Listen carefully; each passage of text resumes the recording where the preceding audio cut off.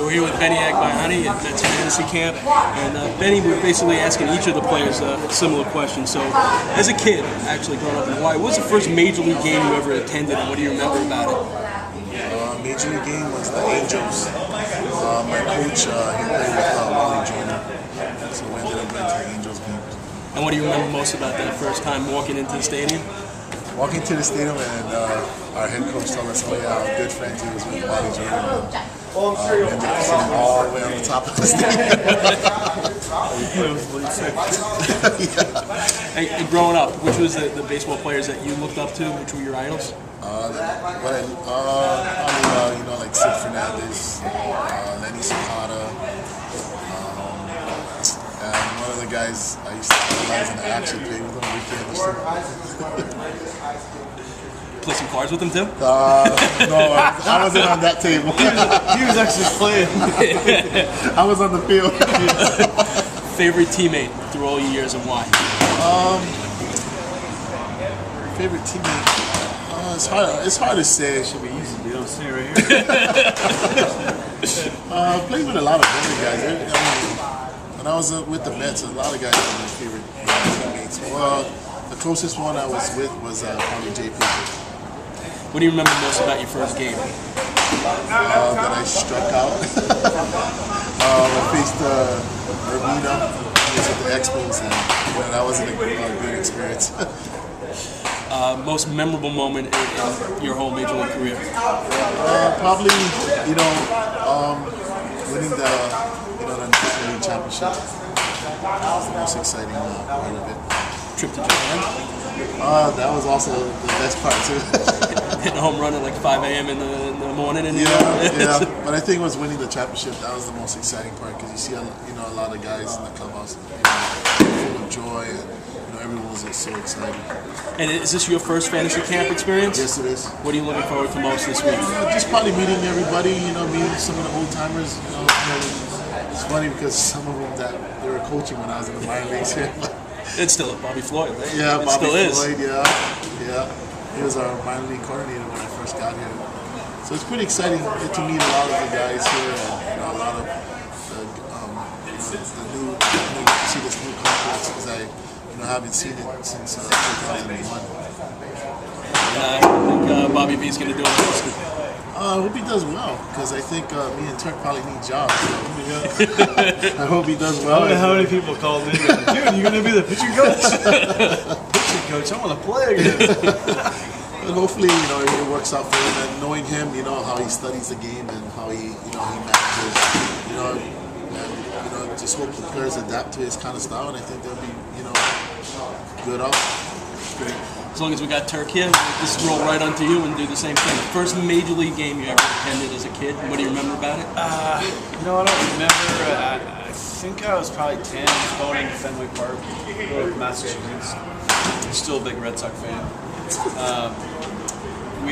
Our Little League team used to get to go down on the school bus to go to one game every year, and that's probably, it was higher in the summer other than playing Little League.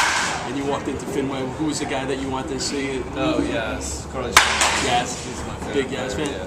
But what about, they had some good relief pitches back then. Pitches? No. Who was your favorite pitcher? I don't know if I had a favorite pitcher.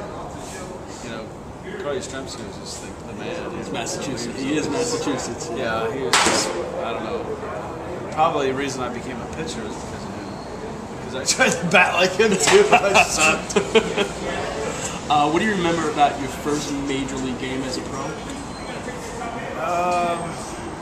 Only pitching 4 2/3 or 5 2/3 innings. It was a hot summer day in Chicago against the Cardinals. And I guess probably the one thing that stands out the most, it was so hot that Chuck McElroy relieved me and then passed out with heat exhaustion in the dugout when he came off the field. Wow. Certainly wasn't nice and cool like up at Quinnipiac, right? No. What do you remember about your college days in Quinnipiac? What level of play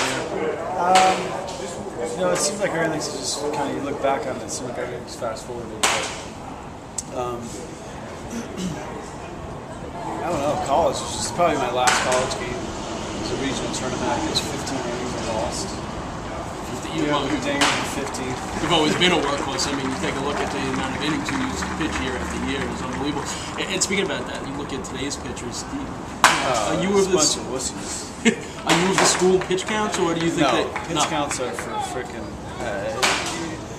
Everybody's so worried about having an egg on their face, and it's such a money dictates everything.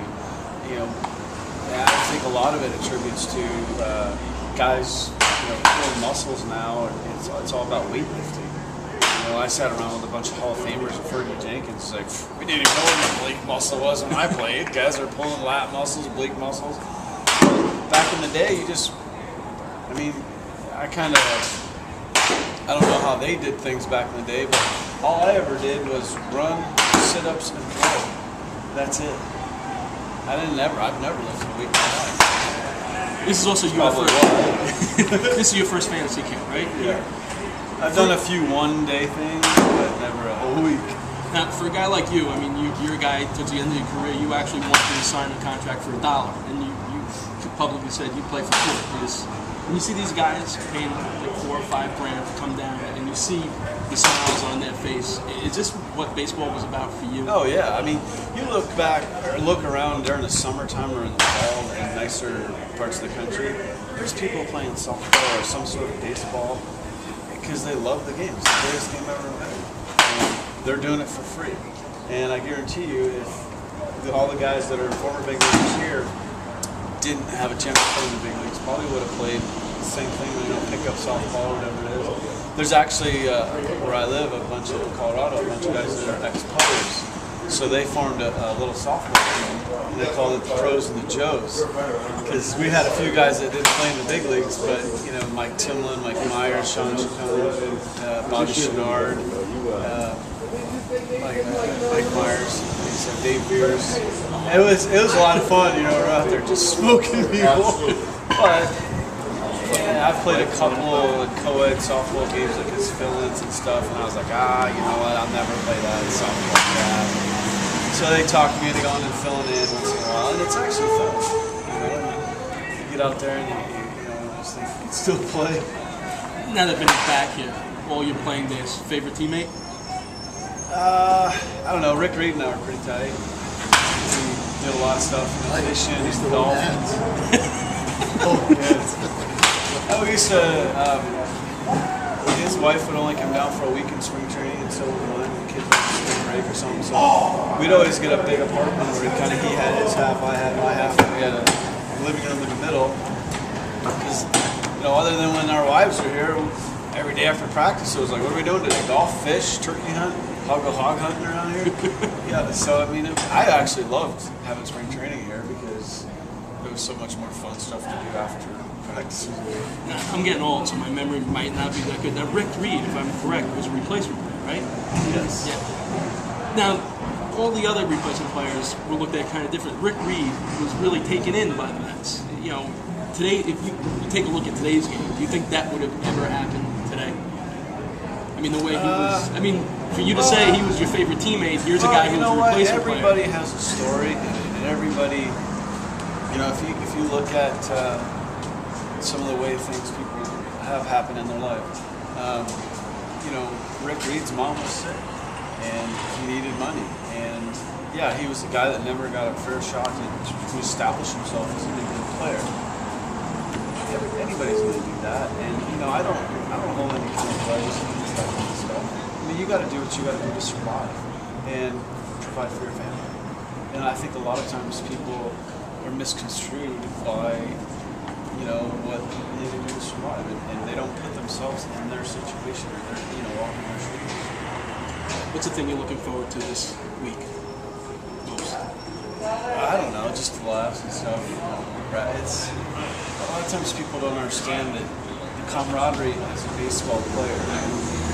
And talking to some of these campers, they look forward to it every year, and they become friends with the guys that come back year after year. And that's the thing that you get in baseball as a player. It's a certain bond. And the only time that I've ever come close to getting the same kind of bond away from the game of baseball is big game hunting. And it's not like fishing, and it's not like bird hunting or duck hunting or something like that. It's something about when you go out and your buddies and go hunting for deer or elk or whatever it is, it's just a certain connection and memories and the bonds that you have. As long as that thing changes, right? Yeah, but it's those things, and that's what you become friends with life. Now you're gonna teach these guys how to jump over the line. Teach them whatever they want to know. I'll probably mess up a few guys, and hopefully I can make it through somebody that I've never heard. Excellent. Thanks, Turk. You bet.